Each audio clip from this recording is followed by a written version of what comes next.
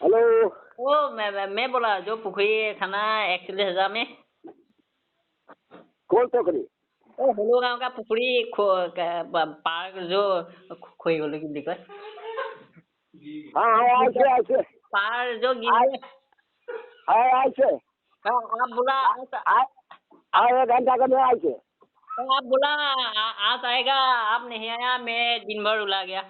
ठीक रोज ठीक है सर, हम एक घंटा में आ जाओ, महाजन के काम करेंगे। वो आएगा कि नहीं आएगा? आएगा आएगा। आज आएगा। हाँ तो एक घंटा के बाद।